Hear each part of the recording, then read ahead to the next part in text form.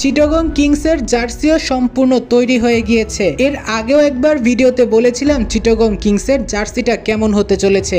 যেমন জার্সি তৈরি করুক না কেন, সেখানে যে গোলাপি এবং নীল কালার বা আকাশি কালারের একটা কম্বিনেশন থাকবে সেটা নিশ্চিত, এবং এমনটাই হতে চলেছে চিটাগং কিংসের জার্সিতে। প্রিয় দর্শক, স্ক্রিনে এখন যেই ছবিটা দেখতে পাচ্ছেন এটা নিতান্তই একটা কনসেপ্ট, এবং যতটুকু জানা গিয়েছে এই কনসেপ্টটাকে বাস্তবায়ন করছে চিটাগং কিংস।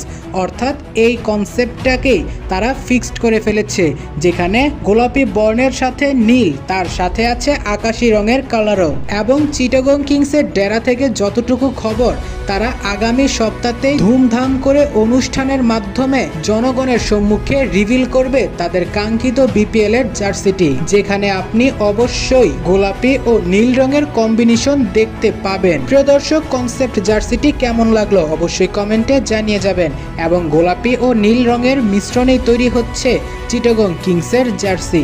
এবং যতটুকু খবর, স্ক্রিনে যে জার্সিটা দেখালাম এটাই হতে চলেছে আগামী বিপিএল এর জন্য চিটাগং কিংসের জার্সি। এবং এখন যে কনসেপ্টটা দেখতে পাচ্ছেন এটাও আলোচনায় রয়েছে, তবে এটা হয়তো সম্ভবত প্র্যাকটিস কিট হিসেবে তৈরি করতে পারে চিটাগং কিংস।